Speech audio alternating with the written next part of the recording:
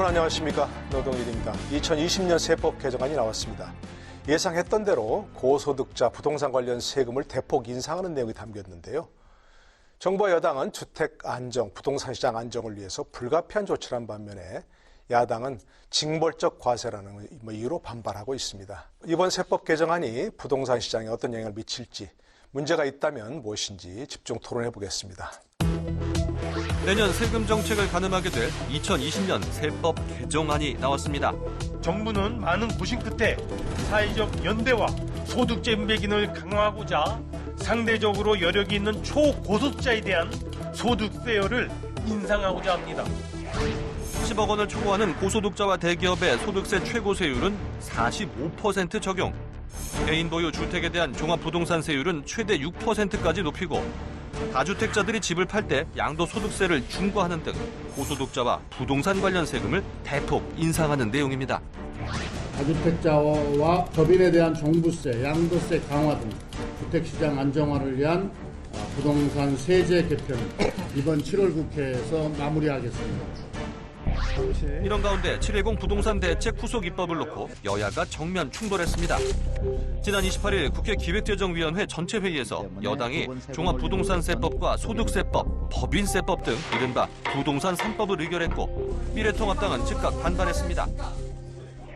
우리 당은 청와대 하명에 따라 부동산 실책을 덮기 위해서 민생에 큰 악영향을 미칠 수 있는 법안이 졸속적으로 처리되는 것에 대해서 우려를 표명하며 강행 처리 시도를 철회하고 정상적인 여야 협치의 정신으로 돌아와 주길 촉구하는 바입니다. 미래통합당은 일찍이 정부의 2020년 세법 개정안을 놓고 조세 형평성에 위배되는 편가르기식, 주먹구구식 증세라며 강하게 비판했습니다. 일각에선 부동산 세제는 보조적 수단이라며 주택 문제는 공급 확대와 체계를 손보는 것이 근간이 돼야 한다는 지적도 나옵니다. 이번 주 이슈 토론에서는 어느 때보다 한층 강화된 세법 개정안이 과연 부동산 시장을 안정화시킬 수 있을 것인지 집중 토론해봅니다. 먼저 오늘 토론에 함께 하실 분들 소개합니다. 민병두 전 더불어민주당 의원 나오셨습니다. 네, 어서 오십시오. 강석훈 전 새누리당 의원 함께 하십니다. 안녕하세요. 반갑습니다. 한국도시연구소 최은영 소장 나오셨습니다. 네, 안녕하세요. 반갑습니다. 경실련 부동산건설개혁본부 김성달 국장 함께 하십니다. 네, 안녕하세요. 반갑습니다. 네. 먼저 이번 세법 개정안 평가부터 좀 짧게 해봤으면 좋겠습니다. 내년 세금 정책을 가늠하게 되는 세법 개정안인 거죠. 2020년 세법 개정안인데 고소득자 증세, 또 부동산 관련 세금 확대, 한국판 뉴딜 기업 육성 이렇게 뭐 크게 세 가지로 볼 수 있겠는데 어쨌든 이번 세법 개정안 보시는 총평 짧게 좀 부탁드릴까요? 민영께서 먼저. 예.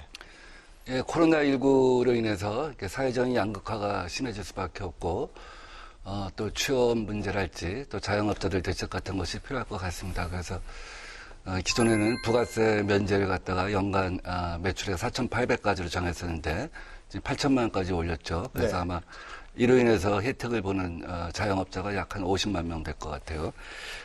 그리고 부가세 면세점을 올리고. 네, 면세점 네. 올리고 근로소득 증대랄지 경력단절 여성이랄지 또 비정규직 정규직화랄지 이런 부분에 대해서는 세액을 감면해 주는 거로 이렇게 취업을 갖다 장려하는 그런 정책을 썼고요. 네. 그다음에 어쨌든 부동산 시장보다는 자본시장으로 자본이 유입될 수 있도록 증권거래소를 인하한 것 이것이 큰 특징이라고 할 수 있겠습니다.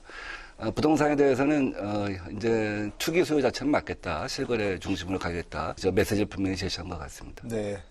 부동산 시장으로 이제 쏠리던 자금이 자본시장으로 유입될 수 있도록 하고 부동산 시장의 그 투기 수요는 막겠다 이런 거라는 말씀이시고요. 강 의원께서 보시는 그런 이번 세법 개정의 초점 어디 있다고 보십니까? 예, 뭐 강론에 있어서는 여러 가지 드릴 말씀이 많이 있습니다만 전 먼저 총론을 좀 말씀을 좀 드리도록 하겠습니다.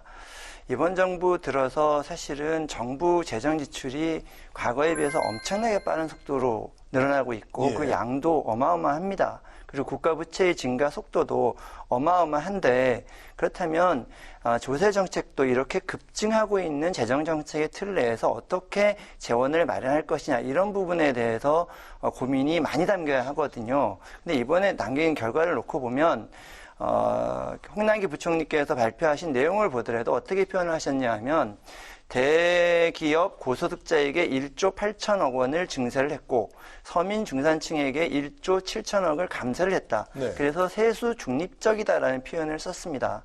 그러면 세금 측면에서 놓고 보면 세수 중립적이라는 표현을 썼는데 그렇다면 막대하게 소요될 재정 부분은 앞으로 조세가 어떤 역할을 해야 될지 이거에 대한 그림이 전혀 없이 통상적으로 해오던 수준대로 조세 개편안을 내놨고 네. 그다음에 특히 이번에 내놓은 또 나중에 말씀이 나오겠습니다만 고소득자와 그다음에 그 부동산 시장에 대한 증세 이 부분은 여러 가지 그 부분도 어떤 철학적 근거에서 어떤 논리적 근거에서 어떤 경험적 근거에서 그렇게 했는지 네. 참 불분명한 측면이 많이 있다 이렇게 생각이 됩니다. 쓰임새는 엄청 늘어나는데 그에 걸맞는 그런 어떤 수입 정책이 아니다. 네, 그런 그렇습니다. 말씀이신 거고요.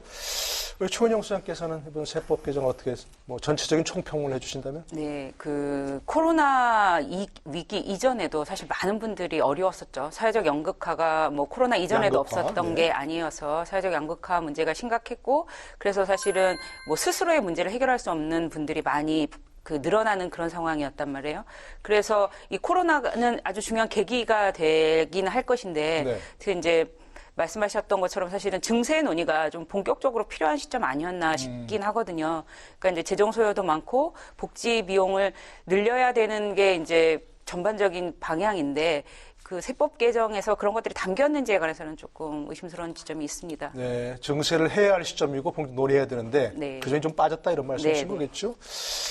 김성달 국장께서는요? 네, 이번에 이제 세법 개정안에서 기본 방향을 과세 형평성 제고라는 것들에 방점을 두고 있습니다. 그러면서 이제 최고 소득세율을 올리고 또 종부세율도 올리겠다라는 내용들이 그 안에 포함되어 있는데 이러한 것을 통해서 과세 형평성이 제고되겠냐라는 실효성은 부족하다. 네. 왜냐하면 우리 사회가 지금 불로소득 주도 성장을 하고 있는데 소득 주도 성장이라고 정부는 강조했지만 사실 결과적으로는 불로소득 주도 성장이었고 그걸 메꾸기에는 이번 세율은 주택 중심의 세율 인상이거든요. 네. 부동산 전체적인 실효세율 강화로 이어지기에는 매우 미흡하다는 평가 드릴 수 있고요. 또 하나가 한국판 뉴딜입니다. 근데 한국판 뉴딜이 그린 뉴딜이라고는 하시는데 네. 이명박 정부 때 녹색 뉴딜을 그린 뉴딜로 바꾼 거고 세부 내용도 크게 차이가 있겠냐라는 데서는 약간 부정적 평가들이 있습니다. 그렇습니까? 네. 예. 근본적으로는 우리나라의 가장 큰 문제가 재벌 중심의 사회, 또 하나는 불로소득 중심의 사회인데 이거를 해결하려는 구조적 개혁을 세법에 어떻게 담을 것이냐의 문제였는데 그런 면에서 볼 땐 많이 부족하다. 효과가 네. 미진할 수밖에 없다. 이렇게 네. 봅니다. 일부에서는 지금 이제 뭐 언론에서도 그렇고 이게 엄청난 증세 정책이다 이런 말이 나오는데 아까 말씀하신 것처럼 다 또 돌아보면 또 그건 아닌 것도 같고 오히려 증세가 필요한데 증세를 안 한 경우도 있는 것 같고 그 부분은 어떻게 보십니까? 그 부분 일단 증세냐 아니냐 그 부분을 좀 보시면. 예, 그 고소득자와 그다음에 부동산 관련 세제가 증세가 된 건 맞습니다. 그러나 전반적인 세수 측면에서 추가되는 부분과 감소되는 부분을 서로 균형을 맞췄다는 취지에서 홍남기 부총리께서 조세 중립적이다, 세수 중립적이다라고 자랑스럽게 말씀을 하셔서 더하고 빼면 중립이다. 예, 그런 취지로 말씀하셨습니다. 그래서 저도 굉장히 사실 놀랐습니다. 그런 표현을 하시는 걸 보고. 증세를 한다고 이렇게 얘기하면 뭔가 좀 저항됨이 있을까 그런 얘기 하시는 거 어떻게 보십니까? 아니, 뭐, 수치상을 기계적으로 이렇게 표현을 하면 그런 표현을 쓸 수가 있다고 생각합니다. 네. 근데 이제 굉장히 다양한 얘기들을 해주셔갖고, 우선 이런 어려울 때일수록 사실은 이 사회가 지속 가능한 성장할 수 있는 기반을 만들어 나가자. 그러면서 증세가 필요하다 하는 그 기본 철학 자체에 대해서는 저도 동의를 합니다. 그래서 네. 일종의 이럴 때일수록 사회적 연대세 같은 것을 어떤 만들 필요가 있다 하는 철학적인 어떤 그 방향성에 대해서는 제가 동의를 합니다만 실제로 그것이 어디서 그런 세월을 만들 수 있을 것인가에 대해서는 그 누가 어떤 그 정책을 꾸린다고 해도 쉽지는 않은 문제일 것 네. 같다는 생각이 들고요. 그다음에 앞으로 이렇게 막대하게 뉴딜 또 그린 뉴딜을 포함하여 물론 이제 그린 뉴딜이 과연 이게 탈탄소냐 저탄소냐 가장 근본적으로 네. 그린 뉴딜을 갖다이라고 정의할 수 있냐는 반론은 있을 수 있다고 생각하고 저도 일정 부분 동의합니다만 그런 과정에서 전반적으로 적자 재정을 갖다가 꾸려나갈 수밖에 없고 우리가 빠른 속도로 구체가 늘어나고 있는 것도 맞습니다. 그러나 지금 이 시기에 구체를 발행해서 미래 세대한테 그 부담을 전가한다. 또 앞으로 고령화가 심각해질수록 더 빠른 속도로 구체가 늘어날 것이라는 지적에도 동의합니다만 지금 이 시기에 적자 편성을 해서라도 경제 성장률을 뒷받침하지 않으면 현재 세대, 미래 세대뿐만 아니라 현재 세대도 고통이 다가가기 때문에 그런 점에서 고민이 있을 수밖에 없지 않냐 하는 생각이 듭니다. 네, 고민이 있을 수밖에 없는 거겠죠. 그러니까 증세와 관련돼서는 다들 이제 코로나19 경제 때문에 정부의 재정 지출 확대는 필요하다는 데는 이견이 없을 것 같습니다. 그런데 뭐 엄청 늘어날 수밖에 없는 어디에서 거죠. 이게 증세가 돼야 되느냐는 매우 중요하다. 그러니까 정부는 소득세율을 최고 구간을 올려서 조금 올리겠다고 하지만 그런 증세 효과는 크지 않을 것으로 봅니다. 결국은 우리 사회에 막대하게 팽배해 있는 불로소득을 얼마나 더 세금으로 환수할 수 있는 실효세율을 좀 정부가 로드맵을 짜가지고 이번 세법 개정안을 통해서 실효세율이 얼마로 갑니다. 이것이 명확히 나와셔야 되거든요. 근데 사실은 지금 안에서는 정부 실효세율이 목표치가 없기 때문에 1%라는 개념은 있지만 이번 방안을 통해서 얼마로 가고 단계별 목표치가 없는 게 사실 매우 아쉬운 거죠. 그러니까 불로소 관련해서는 역시 부동산 관련해서 그런 세법의 세제 개편의 방향이 명확하지 않다. 그런 말씀하시는 많이 거죠? 구멍이 뚫려 있다. 정부는 주택만 이번에도 세율 인상을 하기 때문에 부동산은 주택만 있는 것이 아닙니다. 근데 이제 증세에 관한 얘기를 사실은 이제 제가 좀 말씀을 드렸습니다만 그 얘기가 본격적으로 진행되기 이전에 과연 정부 지출이 제대로 되고 있나, 정부가 재정을 제대로 쓰고 있나, 이 부분에 대한 점검이 국민적 공감대 형성을 위해서 가장 중요한 정책입니다. 근데 아까 이제 여러분께서 말씀하셨지만, 이명박 정부의 녹색 성장이 그린 뉴딜로 표현이 됐고, 박근혜 정부의 창조 경제가 디지털 뉴딜로 표현됐다는 얘기는 다 아닌 얘기입니다. 근데 그 안의 내용을 보면, 160조 원을 투입해서 190만 개의 일자리를 만든다는 건데 일자리 한 개당 8,400만 원 됩니다. 그리고 그린 뉴딜의 경우에는 일자리 한 개당 제가 계산해 보니까 1억 1,400만 원 정도 됩니다. 그 계획대로 실현되더라도 일자리 한 개 만드는데 1억 1,400만이 들어가는 이런 식의 정부 주도의 재정 정책을 계속하면서 국민들에게 증세를 얘기하는 건 참 어려운 일이죠. 아까 문제를 제기하시니까 좀 하시면. 네, 뭐 지금 상황에서 굉장히 많은 정부 지출이 필요하다라는 건 저는 대부분 동의할 거라고 생각합니다. 근데 이제 어떻게 할 것이냐에 대해서 조금 이견이 있는 것 같고요. 근데 이제 전반적인 방향과 관련해서는 지금 뭐 증세가 필요한 시점인데 워낙 요번에는 아까 이제 이 방향이 워낙 특정 사람들에 집중되어 있는 거잖아요. 그 주택 부문에서는 다주택자, 그다음에 법인, 그다음에 그 소득세 쪽에서는 고소득자 이렇게 되어 있는데 저는 좀 그 부분이 좀 아쉽다는 거죠. 그러니까 아마 이런 정부 지출이 지금 상황에서 증가해야 된다는 건 모든 분들이 동의하실 부분인데 그럼 그거를 어디에서 거두어야 할 것인가에 관련해서 이게 정부는 마치 이제 핀셋처럼 증세를 하려고 하는 것 같거든요. 근데 이제 그런 부분보다는 좀 전반적인 증세가 논의가 지금 코로나라는 기회를 통해서 사회적인 논의를 통해서 우리 사회가 어디로 가야 되는지에 좀 그 장기적인 목표를 잡고 세금 정책도 거기에 수반됐으면 좋겠는데 너무 좀 단기간에 목표를 두고 이런 재정 정책이 짜이는 거 아닌가 하는 아쉬움이 있습니다. 우리 김성달 부장께서 말씀하실 때 결국 부동산 시장에 초점을 맞춘 세제 개편도 미흡하다. 정부가 지금 부동산 불로소득을 환수하는데 불로소득은 주택, 빌딩, 토지 골고루 다 나오고 있습니다. 그리고 이 빌딩 등은 개인보단 법인이 많이 가지고 있고 더 나아가서는 큰 빌딩은 재벌들이 많이 가지고 있습니다. 그럴 수밖에 없겠죠. 그런데 이 빌딩의 실효세율과 주택의 실효세율을 우리가 좀 놓고 봐야 되거든요. 근데 지금 정부는 주택 실효세율만 그것도 다주택자에 대한 실효세율만 올리는 구조이기 때문에 근데 이 종부세액을 보면 전체적으로 거치는 액을 보면 주택에서 거치는 종부세액은 30% 정도입니다. 대부분이 빌딩과 토지거든요. 여기에 대한 보유세를 한번 들여다보면 최고 세율이 일단 0.7%입니다. 주택은 지금 상임위 통과해서 6%까지가 지금 예상이 되는 상황에서 10배 차이가 벌어지고 있는 거고 더 들어가면 과세 기준도 많이 다릅니다.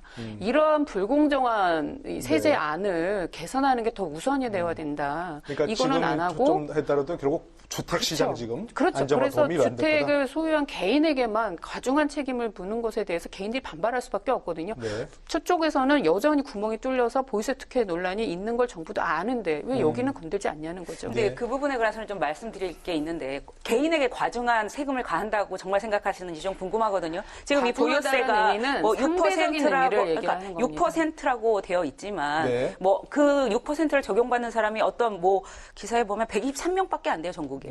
뭐 이런 상황인데 개인에게 부과되는 그 주택 관련 세금이 과도하다라는 건 그러니까 이제 상대적으로 높다라는 거는 하겠지만 그건 좀 말씀을 좀 다르게 정확하게 하셔야 될 거라고 앞서도 생각합니다. 말씀드렸죠. 결국은 과세 형평성을 제고하자는 네, 취지로 네. 가는데 여전히 불공정한 격차를 자꾸 벌리는 게 먼저 가는 것이 아니라 일단은 동일하게 가자는 거죠. 네, 네. 그러니까 한꺼번에 너무 많이 올렸다든가 다른 시장과 비교했을 때 형평성에 맞지 않다든가 그 이런 부분을 얘기 하시는 개선하는 건데. 것이 더 급선무입니다. 예, 알겠습니다, 고모님. 부동산 시장 안정화 이것과 지금 이렇게 세금을 좀 많이 부과하려는 것과 어떻게 좀 연관이 됐다고 보십니까? 좀 도움이 될까요? 주택 시장 안정화. 수요 억제하고 공급 양측면에서 부동산 문제는 접근을 해야겠죠. 수요 억제는 뭐 두 가지 차원에 있는데 하나는 이제 통화 정책, 대출 규제 이런 부분인데 뭐 지금 오늘 얘기하고자 하는 거는 조세 정책 관련된 거 아니겠습니까? 네. 저는 기본적으로 아까 김성달 국장님 말씀하신 것대로 불로소득에 대한 과세가 필요하다는 생각은 듭니다. 그러니까 우리가 조세 정책에 대한 입장, 철학이 좀 노선이 분명했으면 좋겠어요. 저는 놀세에 대해서는 과감하게 세금을 부과해야 한다고 생각합니다. 보유세? 놀세. 놀세? 쉬운 표현을 한다면 놀세, 불로소득. 아, 불로소득에 대해서. 일세. 그러니까 네. 일세는 이제 일자리를 창출해 주는 거 있지 않습니까? 뭐 법인세도 같이 올리고 그러는데 저는 그런 거는 이렇게 분명하게 선을 가닥을 잡아서 네. 가령 일자리 창출한 법인에 대해서는 기업에 대해서는 법인세를 좀 줄여주고 놀세에 대해서는 가능하면 세원을 많이 발굴하는 것이 필요하다는 생각이 듭니다. 결국 이 놀세가 계속해서 늘려서 마지막에 그러면 이 모든 다주택을 갖다 내놓게 해서 네. 그걸로 공급을 갖다가 맞출 것이냐 뭐 그런 건 아니라고 생각합니다. 어느 정도도 일정한 공급 정책하고 서로 연결될 수밖에 없는데 지금 이 부동산 관련 세금은 입구가 있고 출구가 있지 않겠습니까? 입구는 이제 취등록세고요. 출구는 이제 양도세라고 할 수 있고 중간에 이제 이 파이프라인이 이제 보유세, 재산세인 거죠. 네. 근데 우리는 지금까지 양도소득세에 이제 지나치게 많은 어떤 그 방점을 찍었던 것 같아요. 근데 양도소득세에 대해서는 사람들이 기대 이익이 있기 때문에 정권이 바뀐다든지 혹은 뭐 경기가 안 좋다든지 이럴 때 조절 기능을 가질 것이다. 그래서 기대 수익 때문에 여간에서는 잘 안 내놔요. 그러니까 이번에 내년 6월까지 다주택자들에 대해서 포기하라고 이제 사실은 마지막 최후 통첩을 한 거 아니겠습니까? 네. 근데 그 시점을 놓쳐버리면 사실은 그 다주택자들은 그냥 갖고 가는 수밖에 없는 것이죠. 네. 그래서 제 생각에는 우선 입구를 조이는 게 좀 필요하다. 취등록세를. 취득세, 등록세. 네. 근데 이번에는 이제 국세만 발표했기 때문에 지방세 이제 취등록세하고 재산세 부분은 포함이 안 돼 있습니다만 이미 우리가 정부가 여러 번 예고를 했기 때문에 상당 폭으로 오를 거라고 한 건 알 수가 있는 것이죠. 가령 10억짜리 아파트를 살 때 취득세를 3억을 내고 시작한다면 지금 14%니까 아마 1억 4천을 내야 될 텐데 그러면 이제 사실 망설여지는 것이죠. 사면서부터 1억 4천을 냈을 때 이게 내가 나중에 기대이익을 실현하기가 쉽지 않을 것이다. 그래서 네. 취득세를 올린 건 맞다고 봐요. 입구를 갖다가 네, 조이는 그러니까 거는. 일단은 이번 시장이 좀 주택시장 안정화에 좀 도움은 될 것이다. 예, 시장이 이제 지나면서. 나중에 네. 그 지방세까지 발표가 되겠지만 하면, 네. 도움이 될 것이다. 그 방향 자체는 이제 교정을 한 네, 것이고 자리를 잘 잡았다는 생각이 들고 예. 재산세도 다주택에 대해서 올린 건 맞다고 생각합니다. 그러면 결국은 기대 이익이 없기 때문에 집을 내놓겠죠. 네. 집을 내놓게 되면 그만큼 이제 다주택자가 줄어들고 일정한 정도 주택가 안정에도 기여하고 네. 공급도 줄어든 측면이 있다고 생각합니다. 근데 지금은 입구도 막고 파이프라인에서도 계속해서 뽑아내고 보유세 출구까지 다 막아버리면 또 어떻게 하냐 하는 시장의 불만이 있을 수 있다고 봐요. 네, 네, 네. 저는 굉장히 당황스러운데 제가 굉장히 불로소득자인 것처럼 지금 오늘 이 자리에서 취급당하고 있는 것 같아서 집값이 많이 오르셨나 봐요. 많이는 아르신다 어쨌든 집값이 올랐습니다. 네, 네. 그리고 제가 무슨 불로소득을 먼저 갖고 아주 나쁜 놈이 된 것 같은 이런 네. 느낌을 주는데 아마 이걸 시청하고 계신 많은 국민들 아마 99.9%의 국민들께서는 내가 가만히 있는데 집값이 올랐다. 근데 내가 불로소득을 한 아주 나쁜 놈이 됐구나. 이렇게 인정하시는 건 안 됩니다. 이거는 네, 네. 주택가격에서 일부 부동산 투기자들이 자기의 부정한 방법으로 불로소득을 올리는 경우도 없지 않을 겁니다. 그런데 지금 집값이 오르는 걸 전부 불로소득을 올린 사람으로 국민들을 매도하는 건 우리 국민들이 너무 불쌍한 거죠. 국민들이 무슨 죄가 있습니까? 네, 네. 자, 이번에 부동산 상황을 한번 보시죠. 어떤 상황이 되냐 하면 금리가 급속하게 떨어졌습니다. 이거는 당연히 주택가격이 올라가는 요인입니다. 그리고 경기가 매우 어렵습니다. 기업들이 투자를 안 하려고 합니다. 갈 돈이 부동산밖에 없습니다. 네네. 그래서 부동산 값이 올라가는데 그러면 이런 근본적으로 화폐나 금리나 부동산 그러니까 경제 활성화 이런 식을 통해서 돈의 흐름이 경제가 좋아지는 쪽으로 가게 만드는 것이 정부의 정책인데 이런 경제적 요인을 무시하고 이거를 세금으로 막겠다고 하니까 결국 주택 가격을 더 올리고 그 올라간 세금이 매우 안타깝게도 사회적 약자들한테 전부 전가되고 있습니다. 그거는 당연합니다. 만약에 주택 가격이 올라갈 것을 확신한다면 어떠한 조세 정책도 다 임차인에게 다 전가되는 그런 것입니다. 그 전가 부분에 대해서 꼭 말씀하셨으면 좋겠고, 예. 그 다음에. 그러니까 뭐 1가구 1주택인 사람이 집값이 올랐다고 해서 그 자체물 그것만 가지고 불로소 얘기하는 건 아니라 그렇게 안 된다는 얘기고. 그렇습니다. 그리고 그 1가구 1주택이 지금 최근에 보유세가 아까 6% 부분은 일부 적다고 말씀하셨지만 세상에 무슨 세금이 1년에 30%씩 올라가고 일부의 경우에는 그거는 재산세의 경우는 그렇고 종부세의 경우는 이론적으로 300%까지 올라갈 수 있습니다. 예. 세상에 이런 징벌적 조세는 없습니다. 아니, 그 다음에 재산세의 경우에도 세금을 집값이 올랐으니까 세금을 내야 된다는 부분에 대해서 우리 국민들께서 그걸 100% 반대하시는 분은 안 계실 겁니다. 다만 아무런 소득도 생기지 않았고 정부가 집값을 올려놓고 네. 갑자기 1년에 어떤 은퇴자의 경우는 1년 연봉치에 해당하는 그다음에 근로자의 경우는 한 달 월급에 해당하는 이런 식의 재산세를 갑자기 물리니 국민들로서는 도대체 뭘 어떻게 하라는 얘기인지 예. 잘 모르겠습니다. 네, 그러니까 뭐 99%. 잠깐만요. 세금만으로 집값 잡지 않습니다. 네, 99%의 국민을 매도했다라는 건 좀 지나친 표현이시라고 생각하고요. 정부의 이번에 증세 정책이 굉장히 제한적인 사람들에 대한 대상이어서 오히려 저는 더 문제라고 생각하거든요. 지금 종부세를 내는 분이 전국에 50만 명, 한 1% 정도 되죠, 인구에. 거기에 지금 요번 세율로 그 영향을 받는 분들은 그 중에서도 40%니까 그 훨씬 더 작은 분들이 영향을 받는 것인데 뭐 대부분이 국민을 대상으로 그런 뭐 자괴감을 느끼게 하신다는 말씀 좀 지나치시다고 생각하고 그리고 아까 이제 재산세 관련해서 집값이 올라가고 소득이 생기는 게 전부 불로소득이라면서요. 그 사람들만 불로소득이 아니고. 잠깐만. 좀 짚을 게 있는데요. 그래서 지금 계속 언론에서 나오는 게 세금 폭탄이라고 하면서 재산세가 30%까지 올랐다. 재산세가 상한선이 30%까지 올랐거든요. 네. 그런데 우리 재산세가 얼마나 낮은지 잘 아시지 않습니까? 이른바 보유세가. 네. 네. 그러니까 재산세, 특히 네. 재산세. 지금 시점에서 문제가 되는 건 재산세가 부과되고 있는 시점이기 네. 때문에 재산세거든요. 근데 재산세는 뭐 서울에 웬만한 집을 가져도 20만 원, 뭐 아주 고가 주택이어야 100만 원이 조금 넘는 수준입니다. 그러니까 이게 30% 올라도 30만 원 오르는 건데 이걸 가지고 세금 폭탄이라고 말씀하시는 거는 좀 지나치다고 원래가 생각이 듭니다. 지나치게 낮았다? 네, 너무 낮은 것을 올리는 것이라서 특히 재산세 쪽은 종부세 쪽이 좀 올라갔다라는 건 이해하더라도 지금 재산세 가지고 너무 많이 올랐다고 하는 거는 굉장히 좀 과도하다. 저 말씀을 좀 드리고 싶은 게 보유세 강화라는 거에 대해서는 집값의 과다한 부동산을 편중하지 못하도록 하기 위해서 필요한 우리가 갖고 있는 정책적 수단입니다. 네. 당연히 실효세를 올리기 위한 방안들이 설계돼야 돼서 아까도 그래서 종합적이고 장기적인 계획을 갖고 와서 국민에게 딱 명확히 보여주시라는 얘기인 거고요. 네. 지금 이 종부세율 관련해서 논란이 되는 것들은 국민들은 불로소득이라고 해서 세금을 내는 건 당연한데 지금의 집값을 올린 건 개인이 아닙니다. 네. 일부 투기 세력들이 거기 편승했긴 했지만 정부의 잘못된 정책으로 집값이 올랐다. 근데 왜 나에게만 이런 게 강하게 반발이 있는 거거든요. 네. 그러면 정부가 보유세 강화도 해야 되지만 한쪽으로는 집값을 낮추는 정책이 투트랙으로 들어가야 되는데 정부는 지금 세율 인상으로 집값을 잡겠다라는 개념이니까 이런 방식으로는 집값을 잡을 수 없다. 우리가 역시 이거를 세금만으로는 한계가 그렇죠. 있다. 공급 정책, 부동산 금융 정책이 동시에 가면서 이 정부에서는 집값 오르지 않습니다. 네. 이 정부에서는 대통령이 말씀하신 것처럼 3년 전으로 돌아가겠습니다. 이런 명확한 상을 주셔야죠. 그리고 일관돼야 되죠. 근데 그렇지 못하다. 네. 오히려 이명박 정부로 돌아가면 그때 종부세 완화해줬습니다. 근데 집값 안 올랐거든요. 세제로만 국한해서 들어가고 알겠습니다. 핀셋으로만 가서는 한계가 있다. 제가 예, 말씀하시고. 말장에 갖다 만들어 들었기 때문에. 놀세를 막 특별한 조언하셔서. 저는 제 말을 조금 약간 이제 우리 존경하는 강석훈 의원님 약간 좀 잘못 이해하셨거나 네. 의도적으로 좀 곡해한 측면이 있다고 생각되는데 제가 여기서 놀세를 얘기한 건 이제 다주택자를 얘기한 거죠. 투기로 돈 버는 사람 얘기죠. 그것을 겨냥해서 하는 그렇죠. 얘기죠. 그 선의의 1주택자가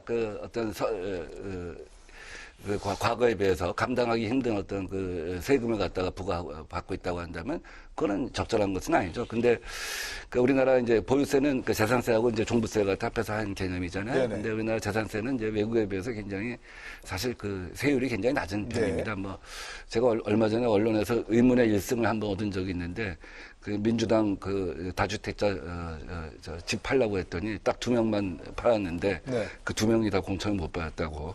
네. 근데 가령 저는 사실 뭐 미국에 있는 집이기 때문에 해당은 되진 않아요. 이 주택에. 네. 근데 미국에 있는 집은 한 3억 얼마짜리 집인데 1년에 한 400만 원 정도 재산세가 나옵니다. 네. 한국에 있는 집은 한 5억, 6억 정도 했을 것 같아요. 근데 한 40만 원, 50만 원 나와요. 그러니까 미국의 한 10분의 1 정도인 거죠. 네. 뭐 그렇다고 우리가 외국 수준을 올릴 수는 없지만 사실 뭐 현실화되는 거, 현실화해가는 과정 그 자체는 뭐 어느 정부가 들어서더라도 다만 경기 조절 기능을 갖다 감안하는 것 이외에는 그 방향성 자체는 그렇게 갈 수밖에 없다고 봅니다. 보유세는 올리는 것이 맞는 방향이다 이런 말씀이시고. 제가 좀 말씀을 그러시죠, 드리면 말씀하시죠. 재산세를 경기 조절용으로 사용한다는 건 제가 듣도 보도 못한 이론이고요. 그런 얘기가 아니라 지금 마지막에 그렇게 좀 자꾸 왜 아니 마지막에 그렇게 제가 잘못 들었나요? 아니 전반적으로 그걸 원래 현실화시키는 것이 맞다. 그러나 뭐 때로는 그것이 뭐 들어보시면 세율이 될것 같아요. 일반적으로 경기에 따라 조절될 수는 있겠지만 네. 이렇게 얘기를 했지 경기 조절용으로 그것을 사용한다고 얘기하지 않았죠. 경기가 아니요, 좋으냐 재산세- 나쁘냐에 따라서 세율을 조정할 수 있다. 그런 말씀이신 거죠. 재산세의 원칙에 경기는 전혀 반영될 수 없습니다. 네. 재산세는 어떤 세냐 하면 원칙적으로 그 지역을 걷어서 그 지역에 써야 되는 세금입니다. 그렇죠. 네. 그게 어떻게 경기랑 관련이 되겠습니까? 그다음에 이제 보유세가 미국의 한 전체가 얼마고 우리나라가 얼마라고 말씀을 하셨는데 우리나라가 부동산 관련해서 거래세와 보유세를 합쳐서 차지하는 세수의 비중이 GDP에서 차지하는 세수의 비중이 OECD보다 평균 이상으로 높습니다, 이미. 네. 그리고 그걸 지금 요번에 정책으로 더 높아지겠죠. 그래서 한 명 개별 주택 하나 갖고 그렇게 말씀하시면 안 될 것 같고 제 생각에는 또 기껏 20만 원, 30만 원 올랐다고 말씀하셨는데 그게 기껏 20만 원, 30만 원이 그게 그렇게 말씀하실 수 있는 돈인지 잘 모르겠습니다. 그리고 그거보다 훨씬 더 많이 올라간 사람들이 굉장히 많이 있습니다. 그래서 굉장히 많은 사람들이 분노하는 것입니다.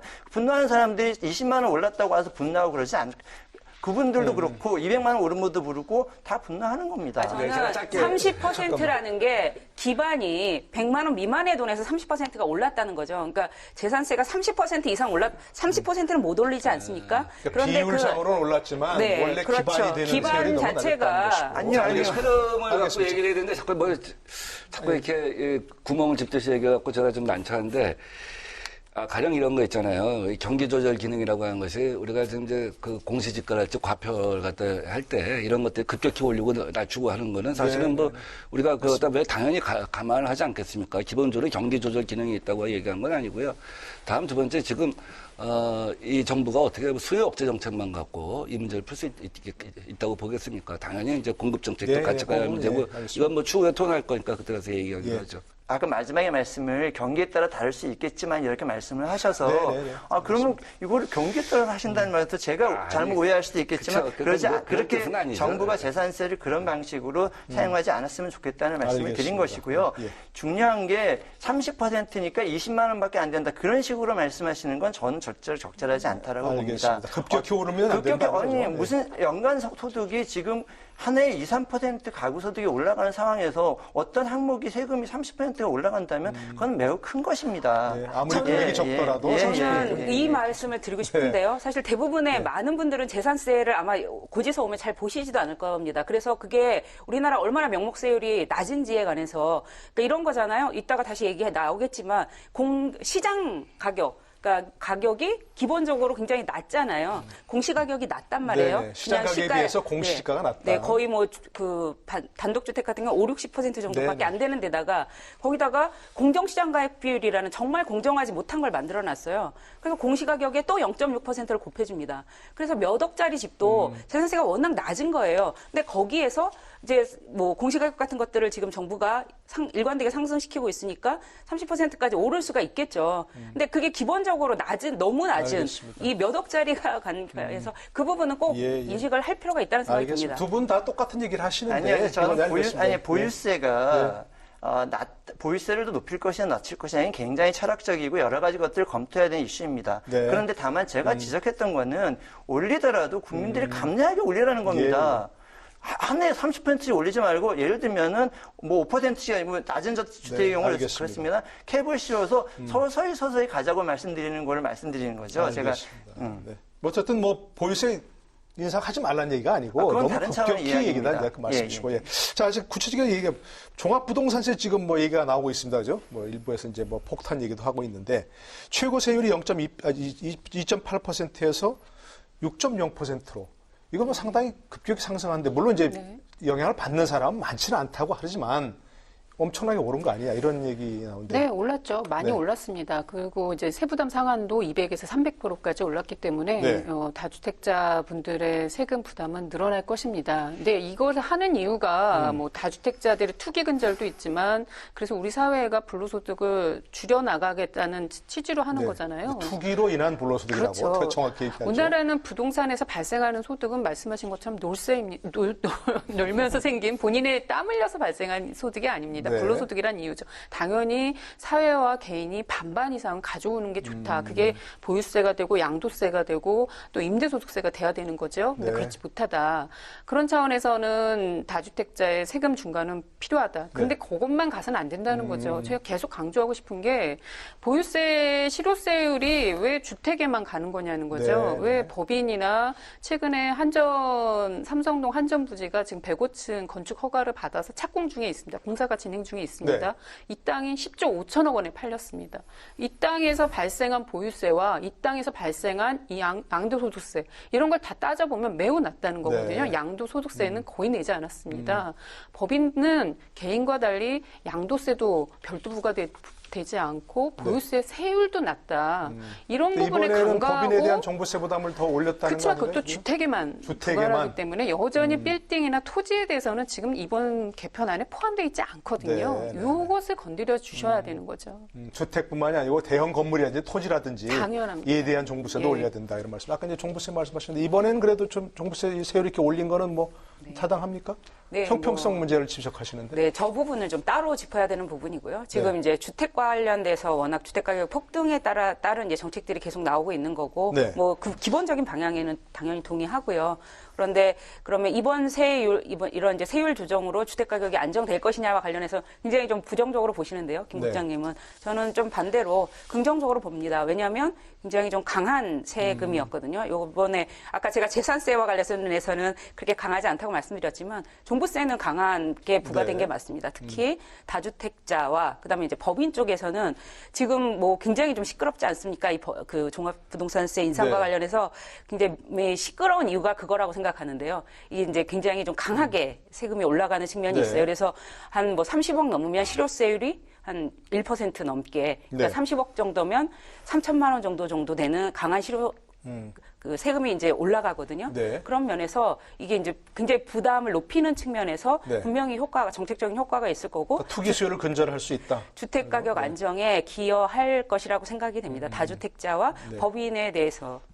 법인 주택을 여러 채 소유한 걸 말씀하시는 네, 주택만. 예, 예. 그 부분에서 조금 더 말씀드리고 싶은 게 사실은 종부세 강화가 이번에만 나온 게 아니라 2018년 9.13 대책이 한 번 또 나왔습니다. 네. 그때도 종부세가 강화됐기 때문에 다주택자들은 빨리 매물 내놓을 것이라고 정부도 얘기하셨고 예측하셨고 하지만 결과는 다주택자들이 버티셨어요. 버티고 있는데 정부가 거기에 더 강한 규제책을 끌고 가서 내놓게 하는 게 아니라 거기에 공급 확대책, 개발책을 얹으면서 다시 다주택자들이 집값 상승액이 더 커지니까 네. 다시 가지고 계신 거거든요. 그게 집값 인하로 떨어지지 않았다는 겁니다. 이번에는 그런 지금도, 다주택자들에게 종부세를 강화한다는. 지금도 종부세를 강화하겠다고 하면서 또 한쪽으로는 정부가 개발 확대책, 공급 확대책을 같이 병행하거든요. 이것이 공급 확대책 행정수도 이전까지 지금 나오고 있는데 네. 이게 집값이 떨어지는 효과가 있다면 보유세 강화 효과가 나타나겠지만 지금은 그건 아닌 것 같다. 여기에 정부가 이후에 또 다른 규제 완화를 얹으면 네. 다시 또 부동산 가격 상승할 수도 있다. 이렇게 네. 보는 겁니다. 그러니까 종부세 대상이 얼마 되지 않는다는 의미에서 종부세 대상자들에게 대해서 많이 세금을 부과하게 되면 집값이 내리겠다는 논리가 어디서 성립하는지 저는 잘 모르겠습니다. 네. 사실은 일부 제한된 주택에 대해서 종부세 인상인 것인데 그것이 실질적으로 그러면 그 주택 가격을 올려서 주택 가격을 내려서 종부세 대상이 되는 비싼 종부세 대상이 되는 아파트, 예를 들면 아파트라고 합시다. 그 아파트 값이 내려서 그 다음에 그것이 서민 중산층의 아파트 가격을 내리고 이 채널이 도대체 어떻게 작동하는지 저로서는 제 머리로서는 그려지지가 않고요. 네. 저는 이런 생각을 합니다. 그러니까 정책이라는 게 어차피 국민을 위한 것이고 국민을 위한 것이라면 정부 정책의 목표가 뚜렷해야 되고 그다음에 그걸 당해야 되는 정책의 대상자가 되는 국민들로부터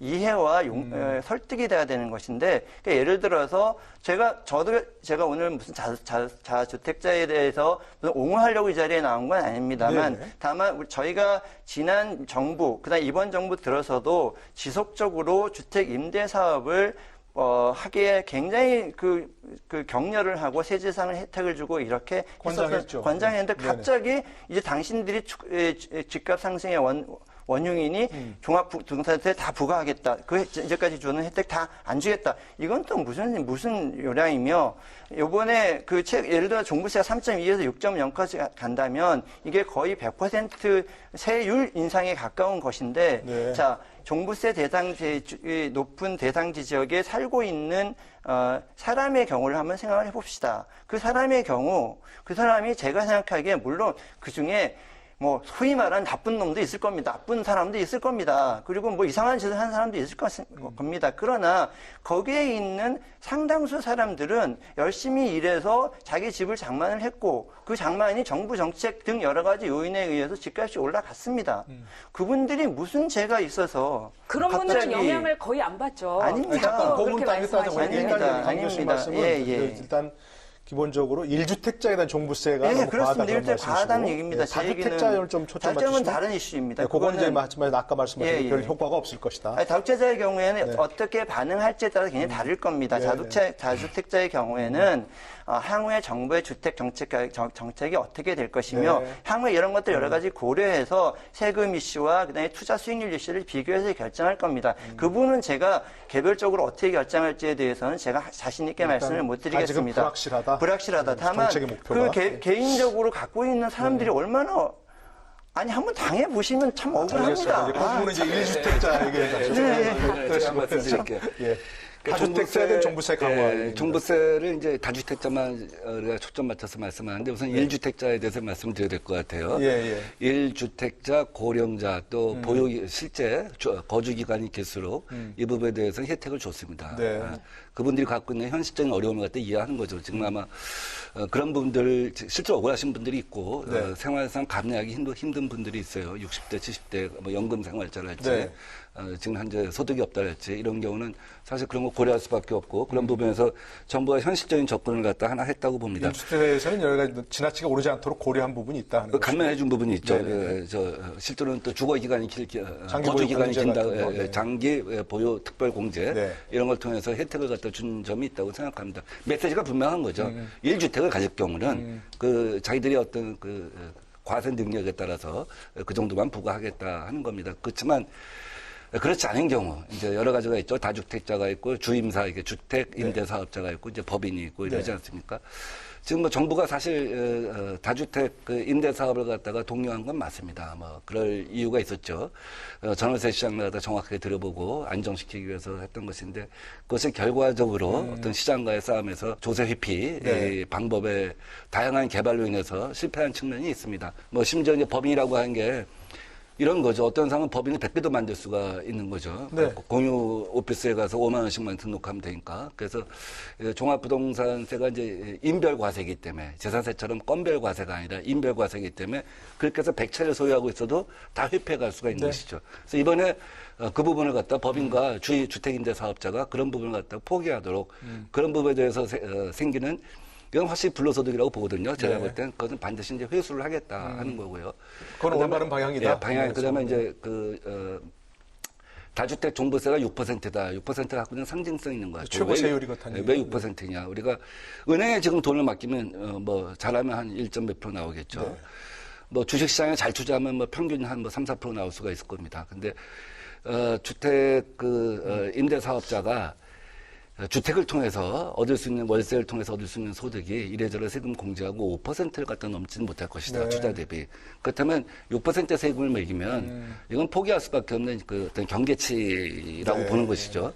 그다음에 다주택을 갖다 팔 때는 내년 6월 이후에 팔 때는 그 과표의 75%까지 그러니까 실제는 네네. 모든 이익을 회수하겠다는 것이죠. 그래서 1주택자에 대해서는 그 생활상의 어떤 그 감내할 수 있는 능력에 대해서 분명히 그 배려를 하겠다. 그렇지만 다주택자에 대해서는 회수를 하겠다는 것이 분명한 원칙입니다. 다주택 보유를 막겠다는. 네, 강 의원님 말씀과 관련해서 이제 짚고 싶은 게 있는데요. 종부세가 제가 이번에 많이 올랐다고 하는 건 다주택자이지 1주택자의 경우에는 강남에 실거래가가 20억 전후인 아파트 종부세가 100만 원이 안 되는 그러니까 상황입니다. 일단 먼저 다주택자에 대한 중과는 분명한 좋은 네. 맞는 방향이고. 그리고 그 부분은 센데 사실은 그러면 종합부동산세가 사실은 종합부동산세의 목적은 두 가지거든요. 주택가격 안정에 기여해야 되고 고가주택을 가지고 계신 분들이 세금을 부담하라는 목적입니다. 네. 이걸 충분히 달성하고 있느냐? 저는 현재의 1주택자에 대해서 그렇다고 보지 않거든요.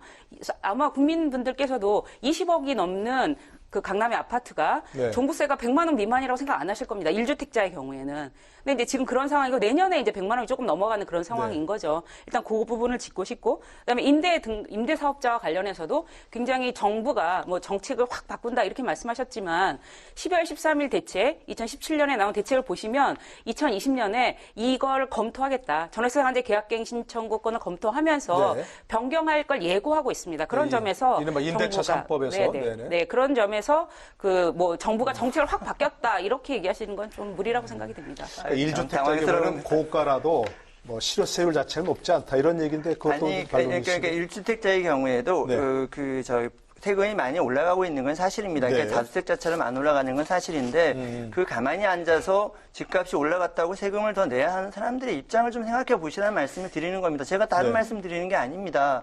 그다음에 부동산 임대 그 부분에 대해서는 예를 들면 이런 거죠. 4년 이상 또 8년 이상 이런 조건들을 붙여서 하는 겁니다. 그 정책이 3년 만에 바뀌었는데 3년 전에 이걸 한번 검토하겠다는 말씀을 드려서 이번에 바꿔도 된다는 얘기는 정부 정책이 그렇게 쉽게 바뀌는 건지 제가 잘 이해는 가지 않습니다. 네. 그러니까 제 생각에는 자, 기본적으로 그 세금 그러니까 지금과 같은 외부적인 요인으로 집값은 계속 올라가게 되는 상황에서 그 상황에서 재산세를 물리는 것은 결국 집값 잡는 거랑 관계없이 네. 본인 또는 그걸 사게 되는 사람에게 전가될 수밖에 본인이 고통을 당하거나 아니면 전가될 수밖에 없다는 그런 말씀을 많이 드리는 거죠. 그래서 네. 저는 자주택자 문제는 정부가 조세 목적상 하겠다고 하면 그거는 뭐 정부의 목적이 그럴 수도 있고 또 여기 많은 분들이 그렇게 주택에 대해서 투자를 하시는 분은 전부 놀면서 소득 버는 사람들이라고 표현을 하시니까 네. 그렇게 말씀하면 그거에 대해서는 제가 나중에 한번 말씀드릴 기회가 있을지 모르겠습니다만 예. 그다음에 1주택자의 경우에는 적어도 세금이 오르지 않게 해라는 게 저의 주장인 것이고요.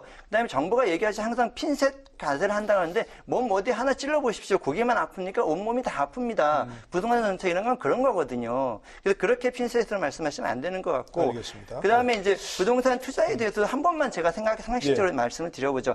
다시 자주택자 문제를 말씀 제기드리는 건 아닙니다. 네. 자, 1주택자가 집을 하나 장만할 때도 이 집 가고 저 집 가고 수십 군데를 돌아보면서 앞으로 이 집이 내가 살기 편할까 그것뿐만 아니라 앞으로 여기가 집값이 더 오를까 안 오를까 다 고민하고 정말 온 집안의 운명이 걸린 주택 구입입니다. 예. 근데 그걸 그래서 거기서 잘 선택해서 주택 가격이 올랐는데 그걸 전부 노세라고 표현을 하면 알겠습니다. 참 그분들도 입장이 어떠실지 참 그렇습니다. 제가 1주택자에 대해서 얘기한 게 아닌데 자꾸 왜 그것도 섞어서 그게 아니잖아요. 제가 여러 번 말씀드렸잖아요. 투기로 인한 그러니까 취득세도 1주택자에 대해서는 예. 그 통상 과세하는 것이고 다주택자에 대해서 과세하는 것이고 제가 구분을 해서 알겠습니다. 얘기하는데 예, 자꾸 예. 강 의원님은 그 묶어서 분명히 하도록 하죠. 네. 이렇게 말씀하신 거는. 저는 임대사업자 정책에 대해서 조금 다시 말씀드리고 싶은데요. 한때 권장하다가 갑자기 예, 그걸 걷어버리면 분명히 어떡하냐. 권장하면서 세입자 문제, 민간 임대 활성화 이런 취지로 세입자의 주거불안 해소하겠다는 취지였는데 알고 보니까 결국은 주거불안 해소가 아니라 임대사업자에 대한 사재기를 부추기고 임대사업자에 대한 각정한 종부세를 면제해주든지 양도세를 빼준다든지 이런 특혜 정책이었다라는 게 드러난 거거든요. 네. 집값도 못 잡은 거죠. 그런데 이거를 세입자 포장으로 했던 그 정책이 실패했음을 지금 정부가 스스로 인정을 하고 이제부터 그렇게 안 하겠다라고 하신 거예요. 근데 여전히 과거에 이미 받은 분들한테는 소급하겠다라는 말씀도 하셨는데 통과된 법안을 보면 소급은 하지 않겠다. 앞으로 20년 6월부터 등록한 임대주택에 대해서만 적용하겠다고 하니까 이미 받아서 세제나 특혜를 누린 분들에 대해서는 정부가 아무런 대안을 갖고 있지 않겠다라는 거니까 문제가 있다. 또 하나는 그럼 잘못된 정책을 추진했는데 누군가는 책임을 져야 하지 않습니까? 근데 지금 정부 안에서는 잘못했다고 인정을 하면서도 아무도 책임지지 않고 그분들이 또 새로운 집값 안정책을 제시하겠다고 하니 국민들로서는 이 부동산 정책 신뢰할 수 없는 거. 네. 이 부분도 저는 반드시 좀 짚어보고 싶은데요. 싶습니다. 지금 임대 등록을 하신 분이 한 50만, 편하게 생각해서 50만 정도 되는데요. 네. 그 정도의 그분들은 의무를 지키지 않은 분이 상당 부분 됩니다. 그러니까 원래 인상률이 5%로 제한되고 8년간 임대를 해야 되는데 그런 의무를 지키지 않은 분들이 상당히 돼서 그분들에 관해서 정부가 조치를 취한다고 한 것이죠. 그래서 정부가 그 기존 임대사업자에 대해서 아무런 정책을 취하고 있지 않다라는 거는 좀 잘못된 점. 그러니까 저도 말씀하신 것처럼 임대사업자들에 대한 과도한 특혜 굉장히 문제였다고 생각을 하고 그 기존의 것들을 소급해서라도 다 없애야 된다고 생각합니다. 그렇지만 정부가 아무것도 안 하고 있다라는 거는 좀 잘못된 말씀인 것 같아요. 정부가 뭔가라도 하길 바라고 저는 이 잘못된 정책에서 누군가 책임을 지는 게 훨씬 더 바람직하다. 두 가지 점인 것 같습니다. 이걸 가져서 과연 그런 혜택을 소급해서 없애는 게 맞느냐 하는 그런 부분하고 또 아까 민 의원께서도 잠깐 얘기하셨지만 결국 그 부동산 정책이 그 부분에 있어서는 실패한 거 아니냐. 그러면 누군가 책임을 져야지 그 정책했던 사람들이 똑같이 다른 정책 내놓으면 신뢰가 되겠냐 이런 지적인 것 같습니다. 뭐 시중에 이제 그런 지적이 많다는 거에 대해서는 뭐 저도 익히 알고 있고요. 그러나 이제 8월 4일 날 이번 부동산 관련 세법이 국회 본회의에서 통과되게 되어 있고 올 예정이죠. 그다음에 공급 정책을 갖다 내놓겠다고 얘기한 바가 있습니다. 아마 그 두 가지가 아마 마무리되면 일단 그 부동산 문제는 좀 정리가 될 수 있지 않을까 하는 생각이 듭니다. 가닥도 잡힐 거고 시장이 한동안 안정될 거고 또 어쨌든 시행착오를 3년 거치면서 이 정부의 철학도 분명하게 좀 정립된 되는 것이 아닌가. 그 조세 정책에 대해서는 그동안의 시행착오를 갖다가 좀 하여간 반성하고 하나의 어떤 완성품을 만들어가는 과정이다 이렇게 보고요. 그 시행착오를 거쳐서 여러 가지 완성된 부분이 있다. 그래서 그다음에 지금 소급해서 적용하는 문제는 뭐 저도 고민이 되는 부분이요. 과연 이게 법적으로 가능하겠느냐. 근데 뭐 그렇게까지 할 수 있다면 좋겠습니다만 우선은 지난 2년 동안 급격하게 늘어난 주택임대 사업자들이 실제로 어떤 애초에 전제 조건, 그러니까 전월세 시장의 안정화를 위해서 그것을 취했던 것인데 실제로는 임대료 상한제를 갖다 어긴다든지 이런 부분들에 대해서 제대로 한번 들여다보면서 소급을 할 수가 없다고 한다면 현실적으로 법적인 문제 때문에 거기에 맞는 어떤 또 보완책을 만들 필요는 있다고 생각합니다. 어떤 뭐 정책 실패에 대해서도 정치적으로 어떤 뭐 책임을 져야 한다 이런 의견도 있는데 그래서 실패를 통해서 배운 거 아니냐 이런 말씀이십니까? 저는 뭐 그 개인의 이게 한국 사회 정부 예를 들면 국토교통부와 대한민국 정부가 한 정책이기 때문에 그거를 어떤 개인이 책임져라 하는 건 저는 그 부분에 대해서는 저는 찬성하기가 좀 어렵고요.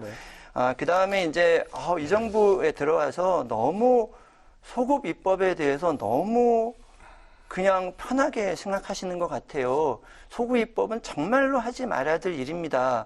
국민들이 정부가 만드는 법하에서 그 법에 따라 했는데 갑자기 네가 잘못됐으니 바꿔라. 이게 소급 입법이거든요.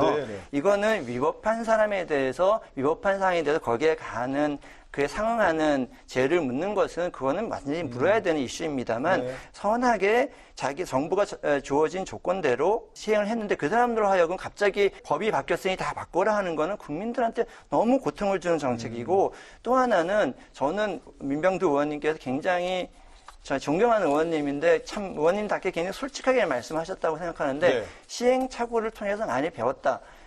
아주 훌륭하신 말씀이시지만 정말로 그 시행착오를 당하는 국민들은 실험 동의도 아니고 아무것도 왜 그렇게 당해야 하는지에 대해서 한번 생각을 했으면 좋겠다는 생각이 들고요.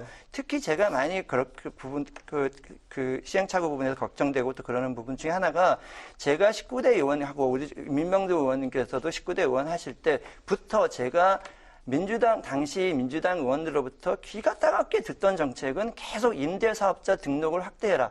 그게 민주당의 오랜 그 정책 방향이었습니다. 근데 지금 갑자기 와갖고 이렇게 임대사업이 이제까지 임대사업을 한 사람들이 니들이 이 집값 이거의 원흉이니 특혜를 받은 원흉이니 니들은 안 된다고 하니 제가 그 19대 때 기억이 잘못된 건지 모르겠습니다. 왜 그렇게 그동안 그렇게 강조하던 정책이 이렇게 뒤집어졌는지 잘 모르겠습니다. 그래서 저건 사실은 이번에 굉장히 걱정되는 건 이겁니다. 사실은 하나하나 제보를 놓고 그렇지만 저는 사실은 정말로 걱정되는 거는 정부가 무슨 부동산 정책을 발표할 때마다 시장에서 딱 반대로 움직이면 된다라고 하는 정부 정책에 대한 불신이 이렇게 만연하게 된 것이 부동산뿐만 아니라 대한민국 전체의 미래에 굉장히 암울함을 전해주는 그런 일이라고 생각합니다. 강 의원님께서 정부의 정책 실패, 시행착오 뭐 이렇게 말씀하셨는데 사실은 그게 가장 심각했던 건 저는 박근혜 정부의 부동산 3법 통과 2014년 11월 29일 날 통과시킨 그거라고 생각합니다.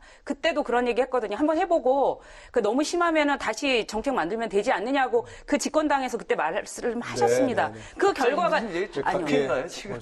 그랬습니다.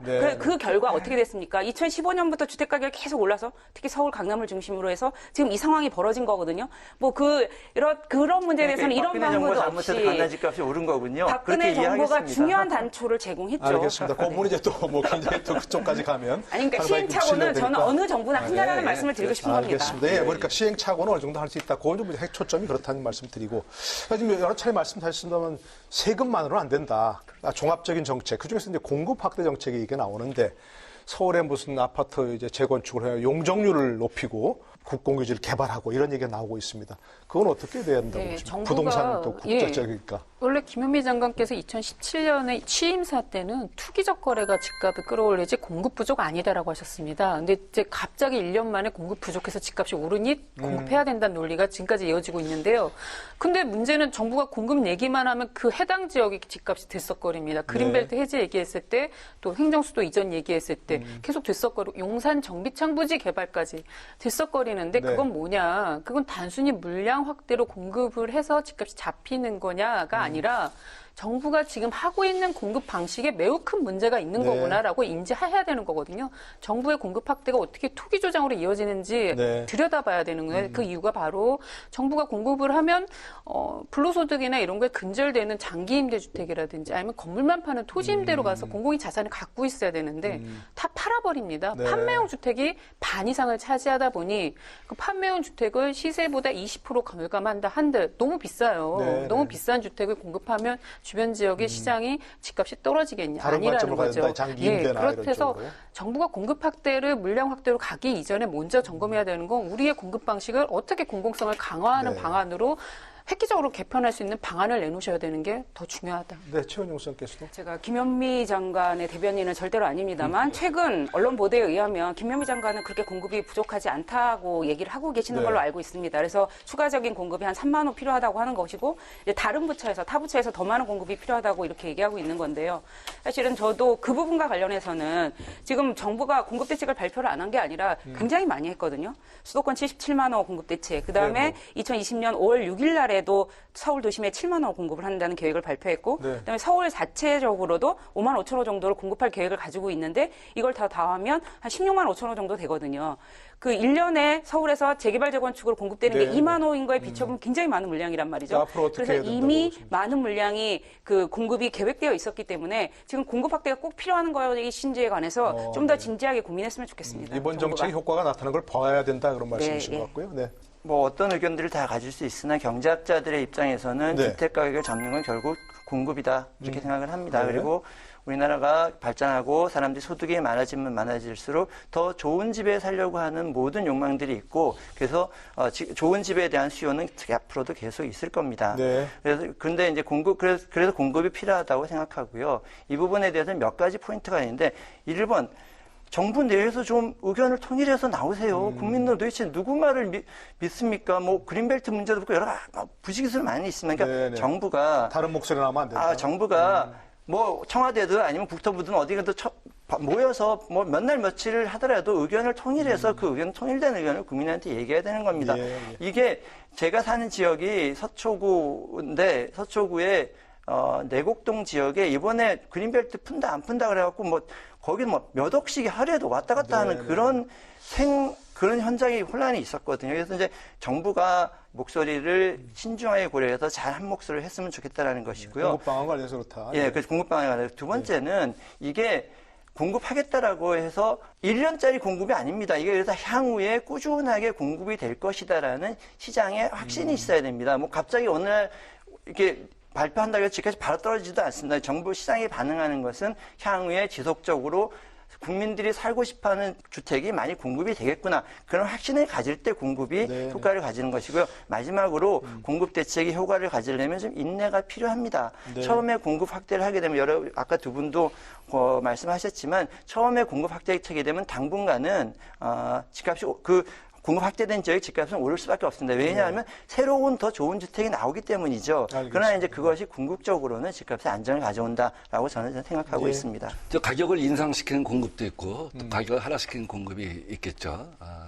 지금 어느 정권이 만약에 뭐 사회주의 정권처럼 30년, 40년 간다고 한다면 일관되게 정책을 하나 유지할 수가 있겠죠. 뭐 그렇게 해서 분양 원가를 갖다 공개하게 한다든지 상한제를 한다든지 토지 임대부를 한다든지 이렇게 계속해서 해나갈 수만 있다고 한다면 사실은 뭐 토지 공개념에 가장 적합한 어떤 주택 정책을 만들 수 있을 겁니다.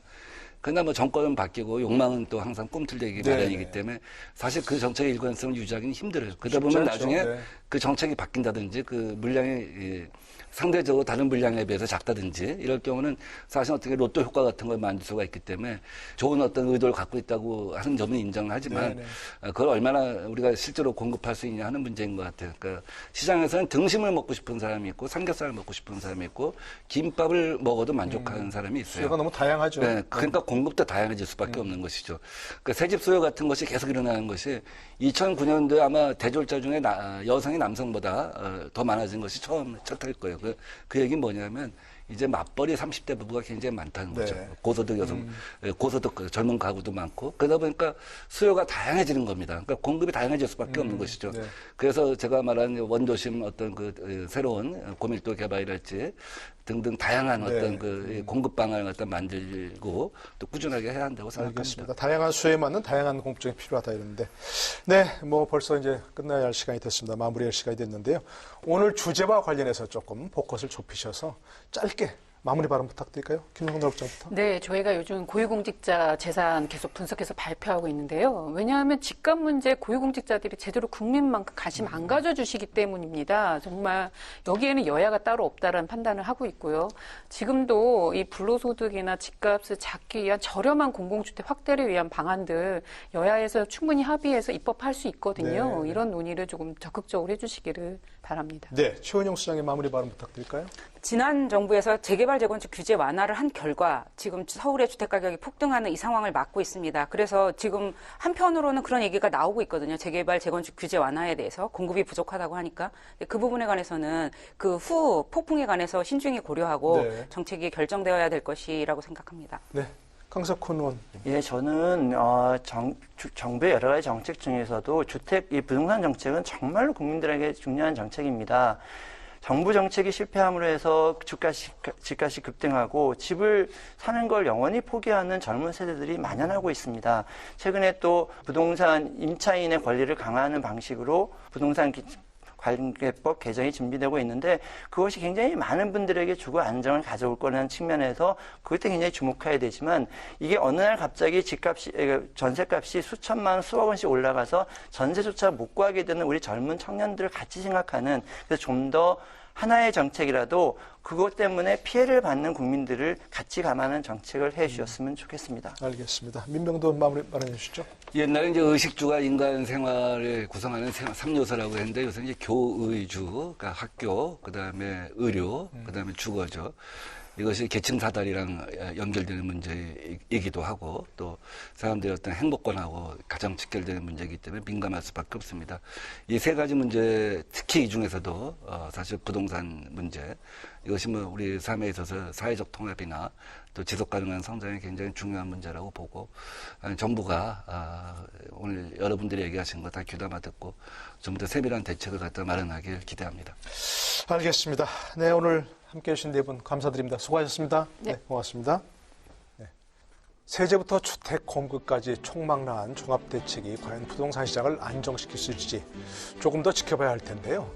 만약 부동산법을 둘러싼 여야 간 대립이 지금 매우 심각합니다. 모쪼록 함께 논의하고 합의하는 진정한 국회의 모습으로 제 역할을 다해줬으면 하는 바람입니다. 이슈 토론 전 다음 주에 다시 오겠습니다. 여러분 고맙습니다.